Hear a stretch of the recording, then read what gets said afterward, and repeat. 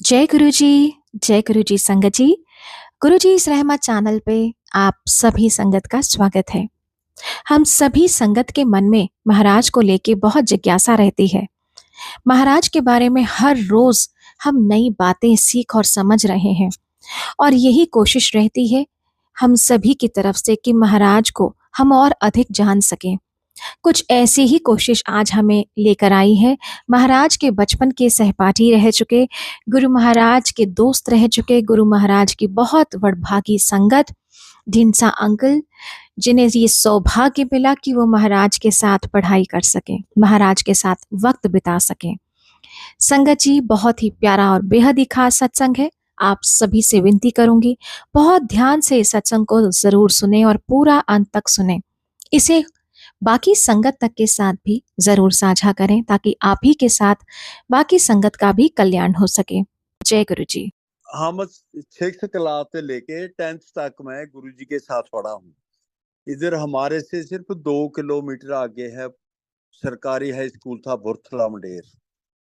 वहां पे हम 2 क्लासें होती थी हमारी, ए और बी सेक्शन, और गुरुजी दूसरी सेक्शन में थे, मैं दूसरी में था। पर जब से हम इकट्ठे हुए 6th क्लास से, तो गुरुजी दूसरी सेक्शन में थे। पर गुरुजी में उस टाइम कोई ज्यादा जे आप कहिए उस टाइम कोई ज्यादा परिवर्तन नहीं था। एक बात जरूर थी कि गुरुजी उस टाइम बहुत इंटेलिजेंट होते थे, बहुत ही ज्यादा। कई बार ऐसे होता था टीचर को भी कोई मैथ का जे सवाल वगैरह नहीं आता था, लेसन नहीं होता था, कोई प्रपोजिशन होती थी, वो ब्लैक बोर्ड के ऊपर गुरुजी चाक से सारी क्लास को उसको निकाल के दे देते थे। और टीचर को कई बार समझ नहीं आती थी, लेकिन गुरुजी उसमें सॉल्व कर देते थे उसको। उसके बाद मैं आंटी चला गया लुधियाना, गुरुजी मलेरकोटला सरकारी हाई स्कूल सरकारी कॉलेज में लग गए इधर में स्टडी करने। ते मैं लुधियाना खालसा कॉलेज में चला गया। उसके बाद काफी देर हमारा कोई मुलाकात नहीं हुआ। लोगों को ये था, घर वालों को भी ये था, गुरुजी के बापूजी को भी ये था कि हमारा बेटा निर्मल गुरुजी का नाम संगत बहुत कम जानती है। गुरुजी का नाम था निर्मल सिंह, लेकिन क्लास में हम गुरुजी को बिल्ला भी बोल देते थे। गुरुजी थोड़ा ना बुक को अपनी को कॉपी को नेड़े करके पढ़ते थे या बोलते थे। फिर इधर में जाने के बाद पर घर वालों को ये हो गया था कि गुरुजी, खैर उस वेले गुरुजी तो नहीं बोलते थे भी, हमारा निर्मल जो है वो दुनिया में नहीं है। गुरुजी के बापूजी ने क्या किया, जो उनकी बुक्स थी जो पड़ी हुई थी घर में अलमारी में, सारी बुक्स लेके उसको उठाया और हमारे बगल में एक नहर चलती है कैनाल, वो सारे उसमें तैर दिए उन्होंने, जो उनकी बुक्स वगैरह सी। और गुरुजी और सारी फैमिली को ये था कि अब हमारा निम्मा जो है वो जिंदा नहीं है, लाइव नहीं हैगा। तो वो जब इधर से आए उस टाइम पता लगा घर वालों को, नगर वालों को, सभी को भी निम्मा तो उधर पता नहीं कैसे आ गया। वो तो हम तो समझते थे कि वो दुनिया में नहीं है। पर जब उधर से आए तो सारी बहुत खुशी मनाई गई कि गुरु जी ठीक हैं, जिंदा हैं, ऐसे है। चलो फिर उसके बाद पता लगा गुरुजी इधर में जलंधर में रहते रहे, 101 नंबर कोठी है, वहां गुरुजी काफी देर रहे। फिर उसके बाद पंचकूले रहे गुरुजी काफी देर, पंचकूला और चंडीगढ़ में। वहां भी गुरुजी ने बहुत लोगों को ज्ञान दिया, बहुत को ब्लेस किया, और संगत जुड़ती गई गुरुजी के साथ। संगत भी वो जुड़ी जड़ी हाई फाई और करीम संगत थी। कोई जज थे, कोई मंत्री थे, कोई मिनिस्टर थे, बहुत अच्छे अच्छे लोग, बड़े बड़े लोग गुरुजी के साथ जुड़ते रहे। चलो फिर उसके बाद गुरुजी पंचकूला से फिर दिल्ली चले गए। हमारे को कोई मालूम नहीं था, ना हम गए दिल्ली, ना हम जलंधर गए, ना चंडीगढ़। हमारी मुलाकात नहीं हुई काफी देर के बाद। लेकिन हम लोगों ने 10th क्लास इकट्ठे ने की थी। तकरीबन 69 और 70 में हमने मैट्रिक किया। उसके बाद मेरे गुरुजी से कभी मुलाकात नहीं हुई। फिर काफी देर बाद एक बारी मेरे बड़े भाई साहब का एक्सीडेंट हो गया। कोई गुरु जी के सत्संगी थी, एक हमारे रिलेटिव दी लेडी सी मैडम अमरगढ़ से। उसने बोला कि तुसी ऐसे करो अंकल, अपने उनको भाई साहब को ਆਪਾਂ ਜਲੰਧਰ ले चलते हैं, ਵੀ ਉਧਰ ਇੱਕ ਬਾਬਾ ਰਹਿੰਦਾ ਹੈ, गुरु जी कहते हैं भी वो ठीक कर देंगे। लेकिन हमारे को ऐसी चीज पे विश्वास नहीं था उस टाइम में बिल्कुल भी। ये भी नहीं था पता भी केड़ा गुरु है कौन है, कुछ नहीं, ये नहीं पता थी दुगरी वाले हैं। बस भी ਉਹਨੇ बोला कि कोई ਉੱਥੇ ਸਾਧ ਬਾਬਾ ਰਹਿੰਦੇ ਆ, भी उधर ले चले तो आप ठीक हो जाएंगे, गुरु अपने भाई साहब अच्छे हो जाएंगे। लेकिन हम वहां नहीं ले जा पाए उनको। फिर उसके बाद हमारे को इधर से ਆਪਾਂ ਜਲੰਧਰ ਗਏ ਸੀਗੇ ਨਾ ਪਹਿਲਾਂ। ਹਾਂ ਮੈਂ ਜਲੰਧਰ ਉੱਥੇ ਵੀ ਗਿਆ ਨਾ। हाँ फिर इधर में गुरु जी एक बारी हमारे को इतने अपने मिले दुगरी में। फिर हमारे को बोला, इधर में हमारी मुलाकात हुई दुगरी में। फिर गुरु जी बोले कि आप जलंधर आया करो। ऐसे क्या गुरु जी, जलंधर दूर पड़ता है? कहते क्या दूर है, 1 घंटे 1.5 घंटे का रन है, जलंधर आया करो। ऐसे क्या ठीक है गुरु जी। चलो फिर मेरे दोए बेटे चंडीगढ़ जॉब करते ਸੀਗੇ ਜੀ, ਤੇ ਅਸੀਂ ਇੱਥੇ ਸੀ, ਮੈਂ ਤੇ ਮਿਸਿਸ ਇੱਥੋਂ ਜਾਣਾ ਸੀਗਾ। ਸਾਡੇ ਕੋਲ ਇੱਕੋ ਹੀ ਮਰੂਤੀ ਕਾਰ ਸੀ ਉਸ ਵੇਲੇ, ਤੇ ਅਸੀਂ ਇੱਥੋਂ ਚੱਲ ਪਏ, ਦੁੱਧ ਦੱਧ ਲੈ ਕੇ ਗਏ ਨਾਲ।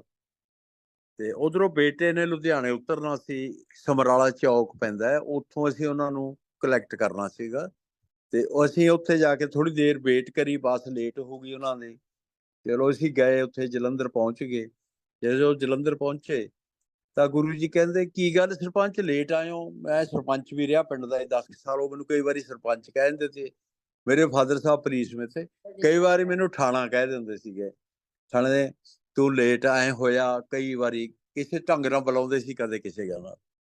ਮੈਨੂੰ ਕਹਿੰਦੇ ਵੀ ਤੁਸੀਂ ਲੇਟ। ਮੈਂ ਕਿਹਾ ਗੁਰੂ ਜੀ ਵੀ ਉਹ ਬੱਚੇ ਉੱਥੋਂ ਆਏ ਸੀ, ਮੈਨੂੰ ਫਿਰ ਕਹਿਣ ਲੱਗੇ ਉਹ ਤੂੰ ਹੋਰ ਲੈ ਲੈ, ਇੱਕ ਕਾਰ ਲੈ ਲਓ, ਹੋਰ ਨਹੀਂ ਲੈ ਸਕਦੇ? ਮੈਂ ਕਿਹਾ ਗੁਰੂ ਜੀ ਹਾਲੇ ਬਿੱਤ ਹੈ ਨਹੀਂ ਆਪਣੇ ਕੋਲੇ ਨਾ, ਵੀ ਜਦੋਂ ਪੈਸੇ ਆਉਣਗੇ ਗੁਰੂ ਜੀ ਜ਼ਰੂਰ ਲੈ ਲਾਂਗੇ। ਉਹ ਕੁਛ ਨਹੀਂ ਹੁੰਦਾ, ਤੁਸੀਂ ਇੱਕ ਕਾਰ ਲੈ लो। चल उसके करीब 50 और 20 डेज के बाद मेरा दुआ बेटा छोटा HDFC में वहां लगा हुआ था बैंक में, आज भी बैंक में ही है, उसी बैंक में। वो आया गांव में और उसके नई गाड़ी लेके आया, स्टीम कार, नए वाली, रिबन उसके बंधे हुए। ਅਸੀਂ हैरान रह गए भी, ना हमारे को बताया, ना कोई गल, ना लेने का कोई मूड, ना कोई पैसा था। चलो पता नहीं उन्हें कैसे ली गुरु जी की आशीर्वाद से। और जब वो आया हमारे पास गांव में तो नई गाड़ी में आया। चलो ਅਸੀਂ ਵੇਖ ਕੇ ਰਹਿ ਗਏ ਵੀ ਚਲੋ ਗੁਰੂ ਜੀ ਨੇ ਬਚਨ ਕੀਤੇ ਸੀਗੇ, शायद इस करके ले लिए ने। चलो चलता गया। फिर हम लोग पटियाले गए सीगे। हरपाल टवाना जेड़ा ना जी, वो हमारे रिलेशन में लगता था, मेरा साला लगता था असल में। उसका पिंड है लसोई पिंड, हमारे से सिर्फ 2-3 किलोमीटर है हमारा सौरा घर। जो हरपाल टवाना वो पंजाब का अपने पंजाब कला मंच का डायरेक्टर भी रहा। उसने 3-4 पंजाबी की फिल्में भी बनाई हैं, जैसे लौंग का लश्कारा बनाई थी, बहुत चली फिल्म। दीवा वाले सारी रात, कई फिल्म उसने बनाई। और गुरु जी के इतना नेड़े था, इतना नेड़े था, हम भी उतने नेड़े नहीं थे, लेकिन वो बहुत नेड़े थे गुरु जी के। जब दिल्ली में मंदिर बनाया बाहरला, तो वहां उसने बहुत संघर्ष किया। गुज्जर बैठे थे वहां लोग, जो बंसी बुंसी बिठा लेते हैं, पत्थर थे बहुत बड़े बड़े। और गुरु जी आप खुद बताते थे, कहते जहां टवाने ने बहुत मेहनत किया है, पत्थर को उठवाते थे, कभी गुजरों से लड़ाई हो जानी, कभी कुछ हो जाना, कभी कुछ। ये गुरु जी के बताने की बात है। फिर इसके बेटे की हरपाल टवाना पटियाले रहता जी, इसकी कोठी पटियाले थी। और इसके बेटे की शादी थी, हम लोग सारी फैमिली वहां पटियाले गए।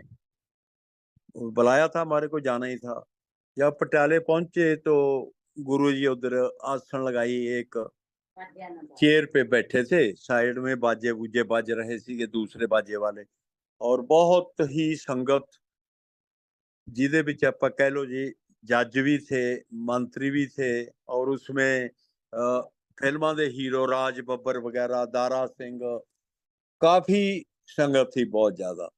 जब हमने जाके देखा, मैं उसको हरपाल टवाने को बोला था कि गुरु जी के मैं लामलेट होके या वैसे भी पैरी हाथ नहीं लगाऊंगा, वो कहता थोड़ी मर्जी है जीजा जी, जैसे आपकी मर्जी, भी वैसे दुनिया ऐसे करती है। मैंने बोला भी नहीं, हम क्लास फेलो थे एक दूसरे के, मैं पैरी हाथ तो नहीं लगाऊंगा, पर चलते हैं, चलो दर्शन तो करेंगे आपके गुरु जी के। कहता ठीक है जी, जैसे आपको अच्छा लगे वैसे कर लेना। चलो, सारे आले दुआले उनके कम से कम 30-40 बंदे खड़े सीगे, ਤੇ ਬਸ ਮੈਂ ਦੇਖਾ तो बहुत लोग लामलेट होके मत्था टेक रहे सी गुरु जी को, आशीर्वाद ले रहे सी। चलो मैंने सत श्री अकाल बुलाया, मैं सत श्री अकाल जी।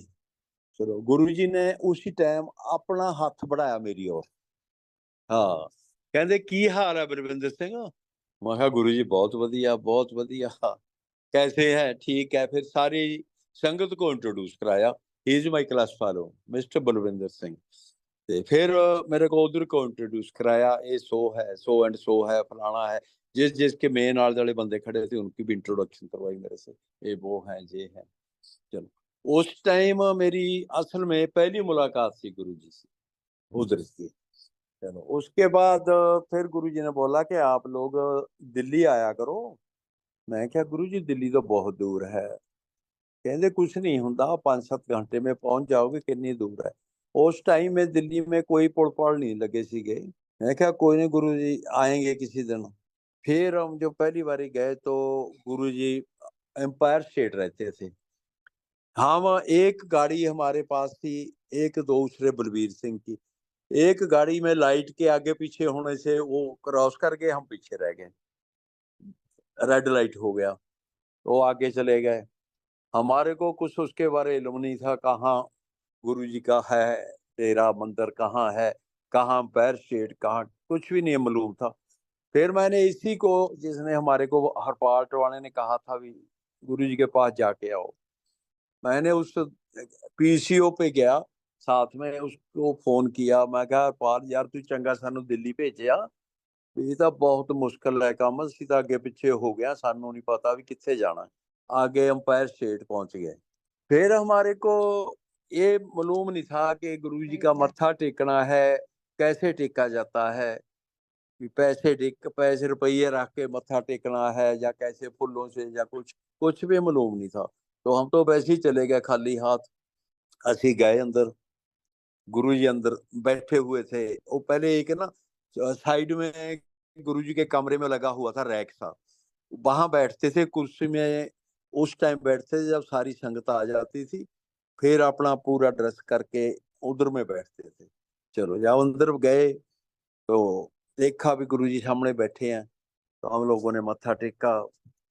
ठीक है, गुरु जी ने पूछा भी आ गए पिंड वाले हो, क्या हाँ जी गुरु जी आ गए। हाँ, ठीक है, कोई प्रॉब्लम तो नहीं आए। ਅਸੀਂ कहे भी नहीं गुरु जी कोई प्रॉब्लम नहीं आई। बस तकरीबन हम लोग वहां शाम के सूरज छिपने के टाइम पहुंचते थे, इधर पीछे चल के काफी टाइम रास्ते में लग गया।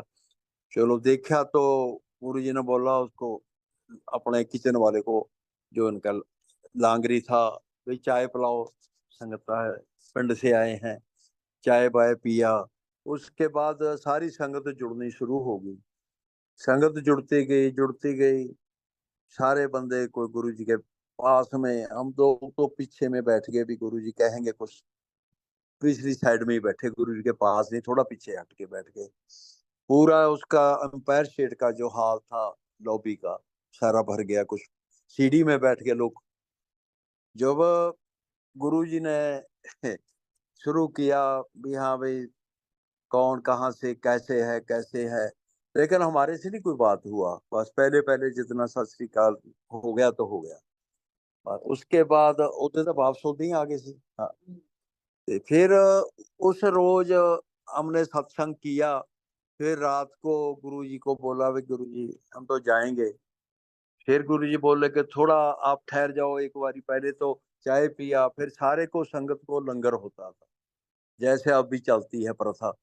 लेकिन उस टाइम का से अब का थोड़ा अंतर है। उस टाइम में एक थाली में गुरुजी 4 बंदे को खाना खिलाते थे, लाइनें बन जाती थी ऐसे ही, 2 उधर वाले 2 उधर वाले, चाहे कोई मंत्री हो, चाहे उधर में कोई चपड़ासी हो, चाहे कोई डीसी हो, तो एक थाली में 4 बंदे खाना खाते थे। और गुरु जी की परंपरा जी सी वो चलती रही, ऐसे दिल्ली में ऐसे ही चलती थी। और फिर हमने बोला गुरु जी ठीक है, कहने ठीक है, आप एक चाय और लेके जाना, 12 बजे की बाद चलना इधर से भी, जो अच्छा टाइम हो जाता फिर सवेरे के टाइम में फिर जाना। क्या ठीक है गुरु जी। फिर हम जाते रहे, 3-4 गेड़े लाए जी हमने तकरीबन 2-3 महीने में, चलते गए, आते गए, जाते गए। उसके बाद फिर गए 5वीं बारी, 3-4 बारी तो हमारे से बात नहीं हुआ। फिर मैंने हरपाल को बोला, मैं कहा यार पाल, गुरुजी तेरे कैसे हैं यार, गलता कर देनी। मैंने कहना थोड़े क्लास फेलो है, मेरे को क्या पता। मैं क्या होता ठीक है भी, अपने पंजाबी गीत ला लेंदे ने रात को। पंजाबी गीत गुरु जी को बहुत पसंद थे। ਜਿਹੜੇ ਪੰਜਾਬੀ ਕਲਾ ਆਪਣੇ ਹੈਗੇ ਪੁਰਾਣੇ ਸਿੰਗਰ ਹੈ, ਨਰਿੰਦਰ ਬੀਬਾ, ਜਮਲਾ ਜੱਟ, ਜਾਂ ਹੋਰ ਜਿਹੜੇ भी अपने पुराने वाले सीगे, सभी के गीत बहुत खुश होकर सुनते थे रात को, चलते रहते थे गीत, और गुरु जी और सारी संगत सुनती रहती थी। बाकी कई बारी संगत बोल देते थे गुरु जी भी चलो साथ में डांस करो गीत के, और सारे लोग चलते थे जैसे जैसे, बहुत एंजॉय करते थे। बस हम चलते गए, आते गए, जाते गए। जब हम 5-6 मीटर में गए और फिर गुरु जी से बढ़िया ढंग से बात हुआ, और दूसरी टाइम हमारे को ये पता लग गया कि पैसे से मत्था नहीं टिकता, जहाँ फूल चढ़ाने होते हैं गुरु जी के चरणों में। फिर हम रास्ते से उधर जाके दिल्ली में फूल ले लेते थे और गुरु जी को मत्था टेकते थे। फिर चलते चलते मतलब इतना हुआ कि गुरु जी के जितना होते थे कुर्सी के उतने फ्लावर होते थे, उतना बड़ा उसका ढेर लग जाता था। फिर गुरु जी ने उसके बाद फ्लावर भी बंद कर दिए भी, क्यों वेस्टेज करते हो तुम, पैसे की भी बहुत वेस्टेज है, कोई जरूरत नहीं, वैसे मेरे को बस मत्था टेका करो, अच्छी बात है। क्या ठीक है गुरु जी। मेरा भरा सी छोटा सी, एक मकान के आगे पीछे रहते थे। ਉਹ ਛੋਟਾ ਭਰਾ ਸੀ ਜਿਹੜਾ ਮੇਰਾ, ਉਹ ਕਾਫੀ ਤੰਗ ਕਰਦਾ ਸੀ ਸਾਨੂੰ, ਕਾਮਰੇਡ और ਝਗੜਾਲੂ ਸੀ बंदा। तो फिर हम गुरु जी के पास गए और बेनती की थी भी गुरु जी ऐसे ऐसे करके हमारा भरा है ਜਿਹੜਾ भी ਉਹ ਤੰਗ करदा ਸਾਨੂੰ, ये दसो क्या किया जाए। गुरु जी बोले बलविंदर तुम ऐसे करो, उससे दूर चले जाओ, उससे दूर चले जाओ, वो तो आपके पीछे भागा भागा आप ही आएगा। या गुरु जी दूर कितने चले जाइए, कहते भाई कहीं भी जाओ उससे दूर चले। फिर एक पहले बोला गुरु जी ने भी दूर चले जाओ, आप ऐसे करना जो कुछ नहीं करना, थोड़ी जगह बना लेनी, वहां रहो, आप 5 ईंट लेके आओ और मैं आपको ब्लेस करके दे दूं। फिर हम इधर आए तो इधर मैडम बोले कि 5 ईंट लेके जाना है भी, गुरु जी ने कहा सीगा भी जब आओगे तो ईंट लेके आना 5। ईंट तो ले जाते हम, मैंने बोला मैडम को अपने को, मैं कहा मैडम जी आपा ने मेरी बेटी की शादी रखा हुआ था 2002 में, और मैंने बोला कि भी शादी करेंगे कि कोठी पाएंगे, इतना वित्त है नहीं हमारे पास, कहाँ से आएगा। कहते कोई नहीं, आपा गुरु जी तो इतना ब्लेस करा के ले आने आ, फिर जिमें होगा देखी जाओगे, ले आके रख लाने। गए हम, जब गए ईंट लेके, तो दोए मेरे बेटे थे, दोए हम थे, दोनों लोग जब गुरु जी के पास अंदर बड़े एंटर किया उधर में बैक सीट में, गुरु जी बोले आ गए भाई। हाँ जी गुरु जी, थोड़ी देर बाद गए उस टाइम, 3-4 महीने के पीछे। हाँ, ईंटें लाए हो, पहला उन्होंने यही शब्द बोला, ईंट लेके आए हो। हाँ गुरु जी लेके आया। ਸਾਨੂੰ ਸਾਰਿਆਂ ਨੂੰ ਮਤਲਬ ਬੜੀ ਖੁਸ਼ੀ ਹੋਈ ਇਹ ਗੱਲ ਦੀ ਵੀ ਗੁਰੂ ਜੀ ਨੂੰ ਚੇਤੇ ਆ ਵੀ ਮੈਂ ਇਹਨਾਂ ਨੂੰ ਇੱਟਾਂ ਮੰਗਾਈਆਂ ਸੀਗੀਆਂ। ਉਹ ਬੱਚੇ ਗਏ ਗੱਡੀ 'ਚ ਲਪੇਟ ਕੇ ਰੱਖੀਆਂ ਹੋਈਆਂ ਸੀ ਸਾਡੀਆਂ, ਇੱਕ ਬੈਗ 'ਚੋਂ ਬੈਗ, ਦੋਨੋਂ ਹੀ ਛੋਟੇ ਸੀ ਬੇਟੇ, ਉੱਥੋਂ ਇੱਕ उधर तनी फाड़ ली, एक ने उधरों ईटा लेके आ गए। चलो गुरु जी ने हमारे को उनकी पूजा रूम था जो बिल्कुल उसके बगल में, उसमें ले गए, ये आ जाओ अंदर आ जाओ, मैं वहीं ब्लेस करता हूँ। और हम अंदर बैठ गए गुरु जी के पास, और गुरु जी ने हमारे को वो ईंटें ब्लेस करके दे दिया।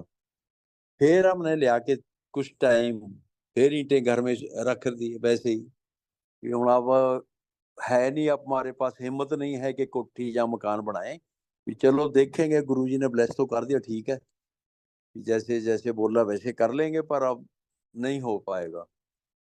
चलो कुछ टाइम मैं इधर में जहाँ से बोल रहा हूँ, रुड़की से बोलता हूँ, दुगरी से 1 किलोमीटर है सारा ही। और जहाँ हमारा राइस मिल बना हुआ है, राइस मिल में फिर ऐसे बात हुआ, गुरुजी बोले कि आप वहां मकान बना लो यहाँ बनाना है तो वहां बना लो, राइस मिल के बीच में बना लो।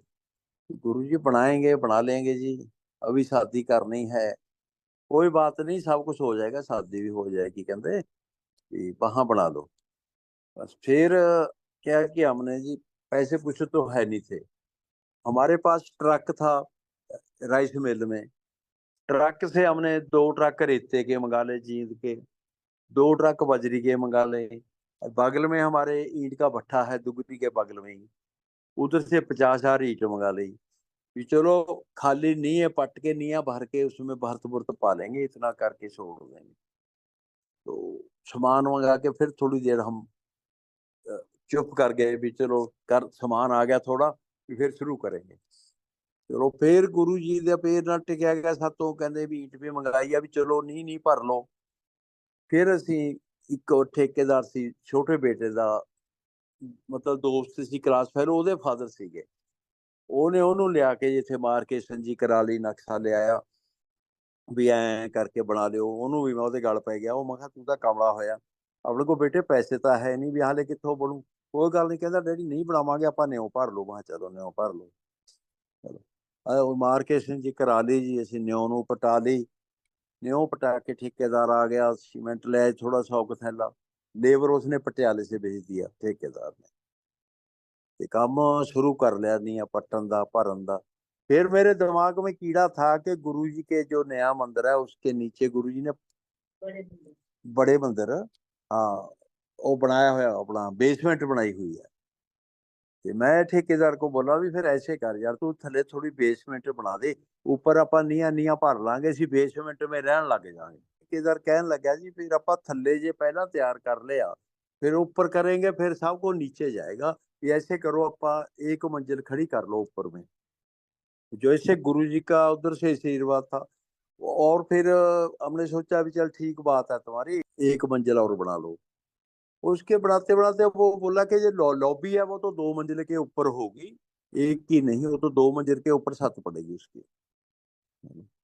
उसका भी हमने मान लिया बात जी, कि चलो लॉबी का होगा तो ऊपर भी जो बेडरूम उसके साथ बनाना वो भी बन जाएगा। तो नीचे तो 2-3 बेडरूम जो बनाए, ड्राइंग रूम लॉबी सारा कुछ वो बना ले। ते ऊपर जो बेडरूम था वो बनाना, वो सारा लॉबी। और दूसरा गुरु जी का पूजा रूम सारा वो ऊपर में बनाया था। फिर अजी बोले भी चलो ठीक है जी, ਆਪਾਂ ईंट ईंट का काम खत्म करके थल्ले वाले को तैयार कर लेंगे। फिर जो ठेकेदार था वो खैर अच्छा बंदा था, उसने बोला कि जी क्या लगेगा, अब खड़ा तो हो ही गया, आप ऐसे करो अंदर अंदर से लिपाई करा लो। हाँ, गुरु जी जैसे उसको कहते वैसे ही वो हमारे को बोल देता था। हाँ, कुछ नहीं, अब क्या लगेगा, सीमेंट चाहिए बस, अपने पास कुछ पड़ा है, रेता पड़ा है, अपा यदि अंदरों अंदरों लिपाई करा लो। चलो बोले भी ठीक है, भी लिपाई कर लो। फिर बोले भी चलो फर्श नहीं लगाएंगे, 1-2 साल ठहर के लगा लेंगे, कच्चा रखेंगे, ते इसको कर लेते हैं अपा, अपना तैयार अंदर से करा लेते। फिर बोले भी अंदर से कराएंगे तो बाहर में जब फिर करोगे तो फिर भी तोड़ भंन तो होगी, कि चलो उसको भी बाहर को भी प्लास्टर कर लो। बाहर को भी प्लास्टर हो गया जी। फिर हमने बोला कि चलो ਹੁਣ ਅੰਦਰ ਸੇ ਆਪਾਂ ਸਿਰਫ 2 ਕਮਰਿਆਂ ਨੂੰ ਆਪਾਂ ਦਰਵਾਜ਼ੇ ਲਾ ਕੇ ਇੱਥੇ ਆਪਣਾ ਚੱਕ ਲਿਆਵਾਂਗੇ बोरी बिस्तर। चलो फिर ऐसे बात हुआ कि भी चलो 2 कमरे का फर्श लगा लें, या इसको कच्चे को रख के रख लें, मिट्टी से लिप लेंगे। हाँ, बस फिर ऐसी बात बनी जी, इधर से बोले कि क्या लगेगा, फिर इधर से जाके जयपुर से हमारा एक बहनोई, एक बेटा, 3-4 बंदे भेज दिए। उधर से जाके एक बड़ा ट्रक भर के ले आए पत्थर का, और सारे कोठी का ऊपर से नीचे तक 5500 स्क्वायर फीट था जो इसका काम हुआ। और सारे का सारा फर्श भी उसी से हो गया, लॉबी में भी हो गया, बाहर भी हो गया, बेड़े में भी उसी से हो गया। जुलाई को हमने स्टार्ट किया, और अगले साल की 15 अगस्त एक दिन ब्रेक किया सिर्फ, वो भी जो दिवाली के दूसरे दिन छुट्टी होती है, उस रोज एक दिन की छुट्टी हुआ। और बाकी पूरा साल काम चलता रहा। एक साल में पूरे की पूरी कोठी 3 मंजिलें सारा कुछ करके तैयार हो गया। फिर हमने गुरुजी से पूछा कि गुरु जी हम जहाँ शिफ्ट कब करें। फिर गुरु जी बोले कि आपने आजाद होना है ना। अच्छा हाँ जी गुरु जी आजाद होना है उधर से, निकलना नरक से। हाँ फिर आप ऐसे करो 15 अगस्त को शिफ्ट करो कहते। फिर हम 15 अगस्त को इसमें आके अपना सामान रख लिया और जहाँ रहने लग गए। बस उसके थोड़ी देर बाद इतने दिल्ली में नहीं सॉरी दुगरी में एक प्रोग्राम था गुरु जी का। और गुरु जी आए हुए थे, संगत काफी आई थी दिल्ली से, बहुत ज्यादा।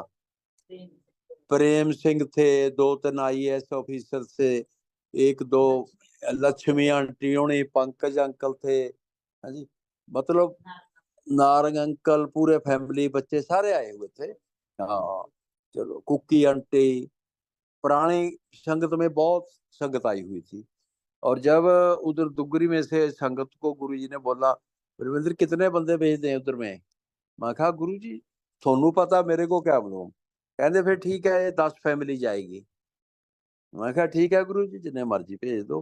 फिर वो गुरु जी ने जिन्ने अपने ਸੀਗੇ, मतलब वो चाहते ਸੀ ਵੀ ਇੰਨੇ ਬੰਦੇ ਭੇਜਣੇ ਆ, ਉਹਨੇ 10 फैमिलियां ਸਾਡੇ ਕੋਲੇ भेजतियां। और हमने जो भी था हमारे पास, बेडरूम उनको दे दिए, बेड भी दे दिए, बेसमेंट भी, ऊपर के नीचे के, और हम लॉबी में अपने बिस्तरे लगा ले। और सभी को बड़े आराम से रहे, और सारी संगत बड़ी खुश हुई। नेक्स्ट डे गुरु जी के पास गई संगत। गुरु जी बोले भी कैसे रहे भाई, क्या आप मच्छर मुच्छर ने नहीं काटा आपको, भी कोई प्रॉब्लम आई, क्या हुआ, कैसे रहा। गुरु जी बड़ा आनंद आया हमारे को तो, हर बंदा बोले हमारे को तो बड़ा एंजॉय किया गुरु जी। वहां तो 5 स्टार से भी अच्छा लगा हमारे को गुरु जी। गुरु जी बोले आपको अच्छी जगह ही भेजा था मैंने। हाँ बस गुरु जी आपने तो बस हमारे को बहुत अच्छा किया। छोटा बच्चे बच्चे, 1-2 बच्चे 2-2 महीने के भी थे उनके साथ में। चलो वो हुआ। उसके बाद बेटी की शादी थी हमारी की। हमने गुरु जी को फोटो दिखाई लड़के की, जब जलंधर गए थे आप फोटो दिखाना, है ना। हाँ फिर नेक्स्ट टाइम जलंधर आए हुए थे गुरु जी। अब फोटो दिखान, जो हमारा ज्वाई था जिसके साथ करनी थी शादी बेटी की, गुरु जी को जलंधर फोटो लेके गए। गुरु जी देखो इसके साथ शादी कर दे बेटी की। गुरु जी कहते बंदा तो कामरेड है, नास्तिक है, लेकिन वैसे कुड़ी सुखी रहू, सब कुछ घर में बहुत रहेगा। प्राहुणा नास्तिक है, पर कर दो कोई बात नहीं। क्या ठीक है गुरु जी कर देते हैं। चलो गुरु जी को पूछ के फिर उसकी तारीख रखी मैरिज की, वहां एंगेजमेंट करके मैरिज का रख दिया दिन। फिर हम गुरु जी के पास गए, कार्ड कूड बनवा के, इधर से 51 कार्ड और 51 डब्बे हम मंदिर में लेके गए, छोटे मंदिर में। हाँ घर में हलवाई बिठा के इधर से सारी मिठाई वगैरह तैयार कराई थी। गुरु जी ने सारे अपने जेडे बंदे सी गुरु जी के संगी, हमारे कह लो संगत दे, 51 ही कार्ड 51 डब्बे देते। और सभी को बोला कि कोई मिस नहीं करेगा, हर बंदे ने, हर इंसान चाहेगा पंजाब में और शादी अटेंड करनी है।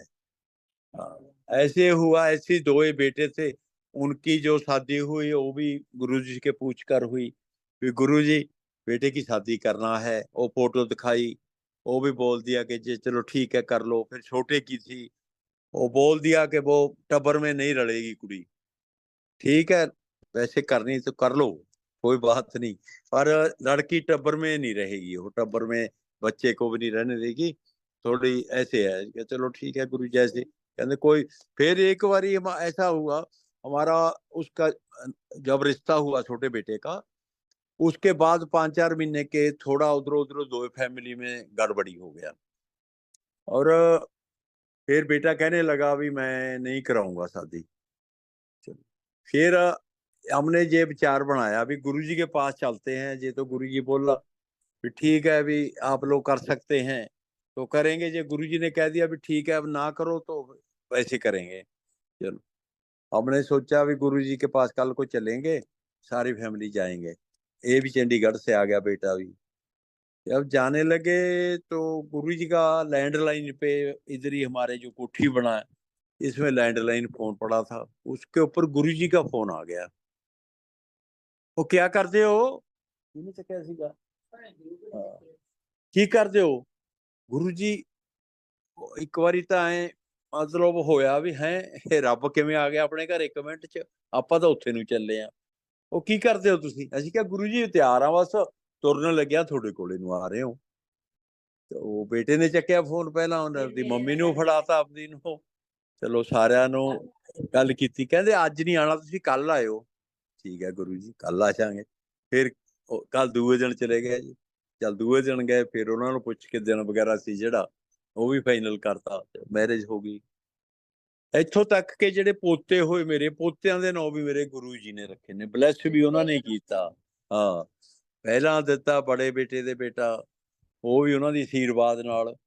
ਫਿਰ ਉਹਦਾ ਨਾਂ ਧਰਾਉਣ ਗਏ ਅਸੀਂ ਉੱਥੇ, ਮੈਂ ਸ਼ਾਇਦ ਨਹੀਂ, ਮੈਡਮ ਗਏ ਸੀ। 3-4 ਦਿਨ ਬਹੀ ਰੱਖਿਆ ਗੁਰੂ ਜੀ ਨੇ। ਬਾਪੂ ਜੀ ਨਾਲ ਹੁੰਦੇ ਗੁਰੂ ਜੀ ਦੇ, ਉਹ ਵੀ ਨਾਲ ਸਾਡੇ ਗਏ ਹੋਏ ਸੀਗੇ। 3-4 ਰੋਜ਼ ਬਹੀ ਰੱਖਾ। ਕੋਈ ਨੀ, ਕੱਲ ਨੂੰ ਦੇਖਾਂਗੇ, ਕੱਲ ਨੂੰ ਰੱਖਾਂਗੇ। ਤੇ ਫਿਰ ਕਹਿੰਦੇ ਨਾਂ ਰੱਖ ਦਿਆ ਗੁਰੂ ਜੀ ਨੇ ਵੀ, ਇਹਦਾ ਨਾਂ ਰੱਖੋ ਬਖਸ਼ੀਸ਼ ਸਿੰਘ। ਮੇਰੇ ਕਹਿੰਦੇ ਬਖਸ਼ੀਸ਼ ਸਿੰਘ ਗੁਰੂ ਜੀ ਪੁਰਾਣਾ ਜਿਹਾ ਨਾਂ ਨਹੀਂ? ਕਹਿੰਦੇ ਨਹੀਂ, ਤੈਨੂੰ ਬਖਸ਼ਿਸ਼ ਕੀਤੀ ਹੈ ਨਾ, ਬਖਸ਼ੀਸ਼ ਸਿੰਘ ਨਾਂ ਰੱਖੋ ਇਹਦਾ। ਠੀਕ ਹੈ ਜੀ, ਬਖਸ਼ੀਸ਼ ਸਿੰਘ ਹੋ ਗਿਆ। ਕਹਿੰਦੇ ਇੱਕ ਛੋਟਾ ਨਾਂ ਵੀ ਰੱਖ ਦੋ ਗੁਰੂ ਜੀ। ਫਿਰ ਗੁਰੂ ਜੀ ਨੇ ਇੱਕ ਛੋਟਾ ਨਾਂ ਵੀ, ਰੌਕੀ ਇਸਕਾ ਛੋਟਾ ਨਾਮ ਲੈ ਲਓ, ਕਹਿੰਦੇ ਜੇ ਨਹੀਂ ਚੱਲਦਾ ਇਸਕਾ ਨਾਮ ਰੌਕੀ ਰੱਖ ਲਓ, ਛੋਟਾ ਨਾਮ। ਠੀਕ ਹੈ। ਫਿਰ ਨਾਲ ਦੀ ਨਾਲੇ ਗੁਰੂ ਜੀ ਨੇ ਕਹਿਤਾ ਜਾਂ ਸਰਪੰਚਣੀ ਹੈ, ਤੈਨੂੰ ਇੱਕ ਪੋਤਾ ਹੋਰ ਦਿੱਤਾ। ਉसी टाइम ਬਲੈਸ ਕਰ ਦਿਆ। एक बोलने लगी मैडम, कहती गुरु जी अभी एक ਨੂੰ ਤਾਂ पढ़ ਲੈਣ दो, अभी तो छोटा है, भी ये थोड़ा तकड़ा हो जाए। हाँ, कहते नहीं अब तो तेरे को एक और ब्लेस कर दिया। चलो उसके पीछे दूसरे पोते का भी उसी के जन्म हुआ। हाँ, मतलब गुरु जी ने इतना प्यार दिया हमारे लोगों को, इतना प्यार दिया जितना व्याख्या करनी बड़ी मुश्किल है। बहुत गुरु जी के करामातें देखी है। हाँ हाँ, छोटे बेटे के जब बेटा हुआ, जब बापू जी ने दुगरी वालों ने ब्लेस किया था, जा थोने को पोता देता, छोटे नु भी देता एक मुंडा। और इतनी मतलब है ना गुरु जी की, तो पूछो मत, बयान नहीं किए जा सकते। हम जलंधर में गए, गुरु जी का हमारे को ऑर्डर था कि जब पिंड से आते हो तो दूध लेके आना। ये दिल्ली जाते थे तो ये होता था कि मकई की रोटी, सरसों का साग और लस्सी ये लेके आना। तो जब भी हम लोग जाते थे तो खूब मात्रा में साग इकट्ठा रगड़ करना, बनाना, और रोटियां मक्की दियां पकवा के लेके जानियां। इधर हम और बलबीर सिंह दोनों ज्वाइंटली जाते थे, दुगरी वाले। तो जो भी मतलब लस्सी, और संगत को गुरु जी ने उस टाइम मोबाइल भी नहीं थे शुरू में। गुरु जी ने पहले संगत को बता देना भी आज भाई खाना कम खाना या ना खाना, आज गांव से साग आएगा, मकई की रोटी आएगी, और फिर आपने वो खानी है। पहले बोल देते थे उनको ऐसे ऐसे है, आज आप गांव का खाना खाओगे हमारे घर। ठीक है गुरु जी। तो हम दिल्ली इधर चंडी गए, सॉरी जलंधर गए गुरु जी के पास एक टाइम। तो हम जाते समय दूध ले गए, गुरु जी ने जो बोला था हमारे को, जो घर का होता था 5-7-10 किलो उतना ले जाते थे। उधर ले गए, पहुंच गए। और संगत वाले नए बंदे भी होते हैं, पुराने तो थोड़े होते हैं, या अंदर बैठे थे। तो उधर गेट के आगे जो संगत खड़े थे सेवादार, हमने बोला भी गांव से आए हैं भाई, इसमें क्या है जी, अंदर नहीं ले जा सकते क्या? कोई बात नहीं भाई, नहीं ले जा सकते तो गुरु जी बोल देंगे नहीं ले जाएंगे।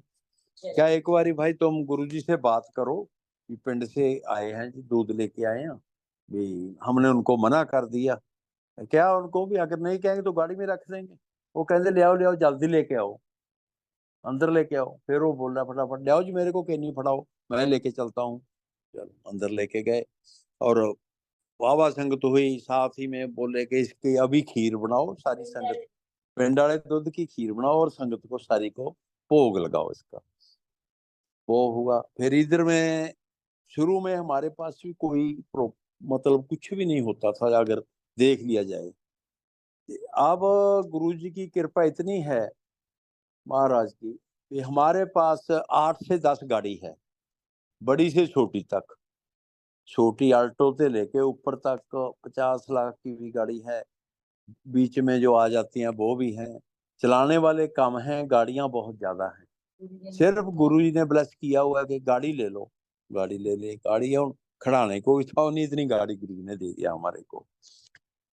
एक बार की बात और सुन, आपको बताता हूँ। बेटा मेरा HDFC बैंक में है जसोदा, वो कलेक्शन हेड था स्टेट का, प्लस हिमाचल हरियाणा।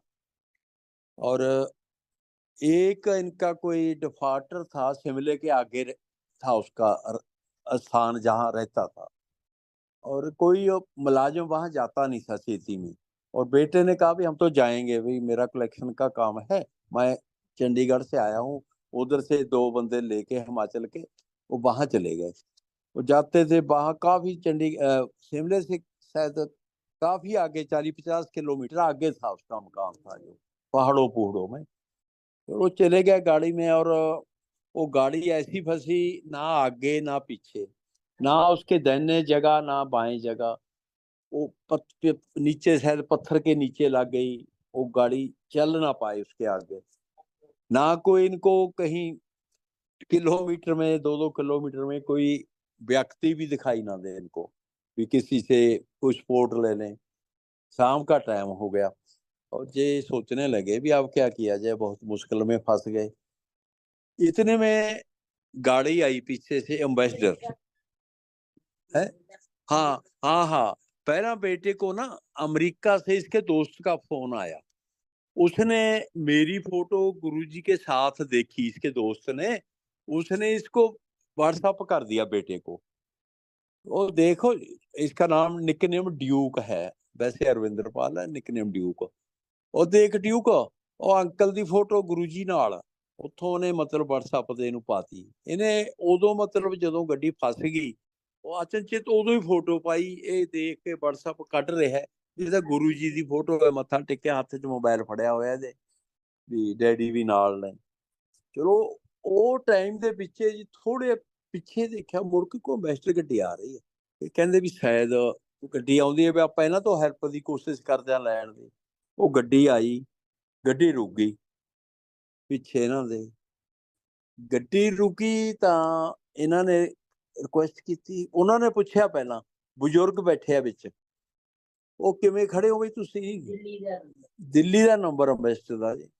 ਤੇ ਕੀ ਹੋ ਗਿਆ, ਕਿਵੇਂ ਰੁਕੇ ਖੜੇ ਹੋ ਇੱਥੇ ਬੇਟਾਈਮ? ਕਹਿੰਦੇ ਬਜ਼ੁਰਗੋ ਅਸੀਂ ਤਾਂ ਇੱਥੇ ਫਸ ਗਏ, ਕਿਸੇ डिफॉल्टर कोले आए थे, बैंक का कोई डिफॉल्टर था, उसके पास आए थे।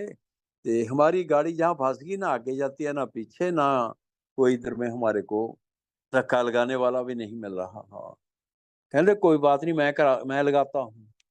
वो गड्डी चो उतरे जी, उतर के हाथ लाया, गड्डी गाहां निकल गई। स्टार्ट कर ली, गाहां निकल गई। इन्होंने गाहां निकले ਤੇ ਗੱਡੀ 150 ਗਜ ਨਿਕਲ, ਜਦੀ ਗੱਡੀ ਰੋਕ ਲਈ ਵੀ ਆਪਾਂ ਥੈਂਕਸ ਕਰ ਦਈਏ ਵੀ ਉਹਨਾਂ ਦਾ, ਬਜ਼ੁਰਗਾਂ ਦਾ, ਜਿਨ੍ਹਾਂ ਨੇ ਆਪਾਂ ਨੂੰ ਇੱਥੋਂ ਕੱਢਿਆ ਚਿੱਕੜ ਚੋਂ। ਉਹ ਦੇਖਿਆ ਤਾਂ ਵੀ ਉਹ ਤਾਂ ਗੱਡੀ ਵੀ ਨਹੀਂ ਹੈਗੀ, ਬਜ਼ੁਰਗ ਵੀ ਹੈ ਨਹੀਂ, ਪਤਾ ਨਹੀਂ ਕਿੱਧਰ ਨੂੰ ਨਿਕਲ ਗਏ ਨੇ, ਕਿੱਥੇ ਨਹੀਂ। ਗੁਰੂ ਜੀ ਸੀਗੇ ਉਸ ਵੇਲੇ, ਗੁਰੂ ਜੀ ਨੇ ਜਾ ਕੇ ਉੱਥੇ ਵੀ ਉਹਦੀ ਅਮਦਾਦ ਕੀਤੀ। ਔਰ ਉਹ ਇੰਨਾ ਭਾਵਕ ਹੋ ਕੇ ਉਹਨੇ ਉੱਥੋਂ ਹੀ ਸਾਨੂੰ ਫੋਨ ਕੀਤਾ। ਹਾਂ, ਕਹਿੰਦਾ ਡੈਡੀ ਜੀ ਅੱਜ ਤਾਂ ਸਾਨੂੰ ਗੁरु जी ने बचा लिया। कृष्णा हो गया बहुत भारी, कि गुरु जी ने हमारे को हाथ दे के रख लिया, पता नहीं रात को क्या होता। कि गुरु जी आए, गड्डी निकाली, और फिर हमारे को बस मुड़ के देखे नहीं, दिखाई नहीं दिया किधर को गए किधर को नहीं। एम्बेसडर गाड़ी में थे कहता, और दिल्ली का नंबर सीगा। चलो ठीक है भाई, गुरु जी ने करना ही सीगा। हाँ, बुजुर्ग के रूप च आए और उसको हंदा ला के चले गए। गुरु जी के माता जी ने जब चढ़ाई किया, शायद आप में से कोई लोग इधर दुगरी आया हो, पुरानी संगत हो कोई, तो गुरु जी आए इधर दुगरी में। और हाँ, ਤੇ ਦੁਗਰੀ ਆਏ ਤੇ ਉਦੋਂ ਦਿੱਲੀ ਚੰਡੀਗੜ੍ਹ ਸੀਗੇ ਗੁਰੂ ਜੀ ਰਹਿੰਦੇ। ਚੰਡੀਗੜ੍ਹ ਮਾਤਾ ਜੀ ਦਾ ਇਲਾਜ ਹੋ ਰਿਹਾ ਸੀਗਾ, ਤੇ ਚਲੋ एक्सपायर हो गए। कम से कम 300 गाड़ी, जिसके रेड लाइट वाली, मतलब VIP बंदे सारे वो थी, और इतना कट था बहुत ज्यादा। हाँ, चलो हम संस्कार पे गए, मत्था टेकिया गुरुद्वारा साहब। उतो मतलब संस्कार तो बाद उत्थे आ गए गुरुद्वारा साहब। ਤੇ ਗੁਰਦੁਆਰੇ ਮੱਥਾ ਟੇਕਣ ਲੱਗੇ, ਮੈਨੂੰ ਕਹਿੰਦੇ ਗੁਰੂ ਜੀ ਕਹਿਣ ਲੱਗੇ, ਬਲਵਿੰਦਰ 200 ਰੁਪਇਆ ਹੈ ਜੇਬ 'ਚ। ਹੁਣ ਉਹਨਾਂ ਨੂੰ ਕੀ ਰੁਪਈਆਂ ਦਾ ਘਾਟਾ ਸੀਗਾ, ਤੇ ਉਹ ਤਾਂ ਸਾਰੀ ਕੁਛ ਵੀ ਕਰ ਸਕਦੇ ਸੀ। ਮੈਂ ਕਿਹਾ ਹਾਂਜੀ ਹੈਗੇ ਗੁਰੂ ਜੀ। ਮੈਂ 200 ਰੁਪਏ ਦਿੱਤਾ ਗੁਰੂ ਜੀ ਨੂੰ। ਹਾਂ, ਤੇ ਨਾਲ ਮੱਥਾ ਉਹਨਾਂ ਨੇ ਟੇਕਤਾ ਉੱਥੇ ਬਾਬਿਆਂ ਦੇ ਗ੍ਰੰਥ ਸਾਹਿਬ ਨੂੰ, ਪਾਠੀ ਸੀਗਾ ਉੱਥੇ, ਤੇ ਮੈਂ ਵੀ ਟੇਕਿਆ। मतलब अगर तुसी मान लो या मैं तो मान ही रहा हूँ, उस टाइम तक मेरे पास पैसे गिनती मिनती के जेब में होते थे। उसके बाद अब गुरु जी की इतनी कृपा है कि नोट मुकते नहीं, खत्म नहीं होते हमारे पास से। और कोठी की जो बात है, कोठी 1 साल में कंप्लीट हुई बिना पैसे दे। हमारे पास कोई पैसा नहीं जब शुरू किया था। और इतनी बड़ी अकोमोडेशन है, संगत पुरानी जानती है। आप भी ठहरते हैं, कोई आती है संगत दिल्ली से या इधर उधर से कोई भी, तो 1 साल के बीच में गुरुजी ने हमारी कोठी तैयार करवा दिया बिना पैसे के, बिना कोई लोन लिए। कोई मैंने 1 पैसे का लोन भी नहीं लिया था। वैसे गुरु जी की कृपा जो अपार है, जिसके पल भी गुरु जी की निगाह हो जाए तो बस ਉਹਦੇ ਪਾਰ ਉਤਾਰੇ। हाँ, वो की करते हो भाई, ठीक है जायज कर, बस गुरु जी बोलते थे जायज कर। एक बारी उधर में सत्संग हो रहा था, छोटे मंदिर में, सभी लोग बैठे थे शाम को, हॉल हाउस फुल था। और गुरु जी पहले ड्राई फ्रूट थे, उनके सबको लप भर के, मतलब कहते हैं ना इतनी इतनी देते थे, और सारे ऊंजड़ करके उसमें रख लेते थे। सभी को 2-2 बारी भी दे दिया प्रसाद ड्राई फ्रूट का। उसके बाद गुरुजी बैठे थे गद्दी पे। गुरुजी ने ऊपर से कहा था, कहते हाँ, सचखंड का प्रसाद गुरुजी ने ऊपर से मंगाया। हाँ, हम उस टाइम मैं हाजिर था उस मतलब संगत में। और ऐसे करके गुरुजी ने मतलब थोड़ा कंब के ऐसे हाथ किया गर्दन के पास, ऊपर से एक इतना पंजीरी का पिन्ना कह लो, प्रसाद का पंजीरी टाइप इतना पिन्ना आया उनके हाथ, और सारी संगत को दिखाया, देखा सारी संगत ने, और बहुत ही लाजवाब। फिर बोला एक बंदे को, संगत के किसी को भी एक बंदे को आवाज दिया, इधर आ। हाँ, तू नहीं तू आ। दूसरे को बोला तू नहीं तुम आओ। वो आ गया, जी गुरु जी ये लो प्रसाद। लो, तो खुश हो गया लेके भी, ठीक है मेरे को दिया। ये कहना तेनों नहीं दिया, एक एक इसमें से इतना इतना किणका सारी संगत, जितना 200-300 बंदा बैठा, सारी संगत को बरसाना है। वो प्रसाद मैंने भी लिया, और मैंने देखा भी गुरु जी के पास से, जो ऊपर से सचखंड से गुरु जी ने मंगवाया था। बस कितने एक बारी की बात है कि हमारा जो बेटा बड़ा था ना जी, उसकी शादी हुआ। चलो मियाँ बीबी बाहर घूमने गए थे, जब वापस आए तो हमारे को बोला कि भी उधर आ जाओ, नाले गुरु जी के दर्शन कर लेंगे, ते नाले हमारे को ले जाना दिल्ली से। तो हमने बोला ठीक है भी आ जाएंगे। चलो मेरे माता पिता जी इत्थे रहंदे सी पिंड, असी चले गए, दिल्ली पहुंच गए। उधर से वो भी आ गए। जब हम दिल्ली पहुंचे तो हमारे को इधर से फोन गया कि तुम्हारे फादर साहब का तो हिजकी लग गया है, बापू जी नु भी हिजकी लग गया मेरे घर में। तो मैंने सोचा भी अब क्या किया जाए, मैं जहां बैठा हूँ दिल्ली, हिजकी कहते कई घंटे हो गए लेकिन हिजकी रुक नहीं रही। उधर गुरु जी बच्चे आ गए थे हमारे, हम सभी ने मत्था टेक के, गुरु जी कहते आ जाओ ਤੁਹਾਨੂੰ ਘੁਮਾ ਕੇ ਲੈ ਕੇ ਆਵਾਂ। ਉਹ ਅਸੀਂ ਉੱਥੋਂ ਤੁਰ ਕੇ ਅੰਪਾਇਰ ਸਟੇਟ ਤੋਂ ਪਾਰਲੀ ਸਾਈਡ ਨੂੰ ਚਲੇ ਗਏ। ਹਾਂ, ਕਹਿੰਦੇ ਆ ਜਾਓ ਤੁਹਾਨੂੰ ਬਾਦਲਾਂ ਦਾ ਨਾਲੇ ਫਾਰਮ दिखा के लियाना। तुर के चले गए। हम तो बड़ी स्पीड से चलते थे, लेकिन गुरुजी अपनी स्पीड से चलते थे, हम दौड़ के जाते थे समझो। तो तब गुरुजी के साथ पास चल रहे थे। थोड़े बंदे सी, 10-15 के बंदे होंगे सी, इतने के व्यक्ति थे। चलो सारे गए, हमारी नूह थी वो भी साथ में, ओदे जुत्ती जाती लगन लग गई, उन्हें चक के हाथ से फड़ ली। गुरु जी जितनी स्पीड किसकी थी किसी की भी नहीं। ते फिर मैंने रास्ते में बोला गुरु जी, कहते हाँ दस क्या बात है। मैं कहा गुरु जी पिंड बापू जी ਨੂੰ ਪ੍ਰੋਬਲਮ ਆਈ ਹੈ ਵੀ ਹਿਜਕੀ ਲੱਗੀ ਹੋਈ ਆ। ਕਹਿੰਦੇ ਹਿਜਕੀ ਲੱਗੀ ਹੈ। ਮੈਂ ਕਿਹਾ ਹਾਂਜੀ। ਕਹਿੰਦੇ ਕੋਈ ਗੱਲ ਨਹੀਂ ਹਟਾ ਦਿੰਨੇ ਆ। मैं कहा ठीक है गुरु जी। चलो गुरु जी ने पता नहीं क्या किया क्या नहीं किया, किसी को बोला कैसे हुआ, और गुरुजी ने फिर मेरे को पूछा घंटे 2 घंटे बाद। बड़े मंदिर चले गए, उत्थे जाके फिर पूछे उतों आके। हाँ हाँ, वो किवें बापू जी किवें ठीक है अपने? मैं कहा गुरुजी अब ठीक है, मेरे को मैसेज आ गया है कि बापू जी की हिचकी बंद हो गया। हाँ वो तो होनी थी कहते। हाँ रात करती सी मैं। ठीक है गुरु जी। मतलब इतने किस्से हैं, इतने हैं, बस बता, बहुत ही है, बस जितने भी बोल दिया जाए ना, बहुत कुछ दिया गुरु जी ने। और कितना भी बोलते जाएंगे, लेकिन गुरु जी का वो खत्म नहीं हो पाएगा सत्संग। Thank you so much uncle. बहुत ही प्यारा सत्संग हम सभी संगत के साथ साझा करने के लिए। शुक्राना है गुरु महाराज का, जो हर दिन, हर पल, हर क्षण अपने ना जाने कितनी ही संगतों का कल्याण करते आ रहे हैं। उम्मीद करूंगी कि हमेशा की तरह आज भी संगत को अपनी बहुत सारी उलझनों के, बहुत सारे प्रश्नों के उत्तर ज़रूर मिले होंगे। संगत जी, गुरु महाराज इसी तरह अपनी कृपा दृष्टि हम सभी पर करते रहे, इसी कामना के साथ जय गुरु जी। शुक्राना गुरु महाराज।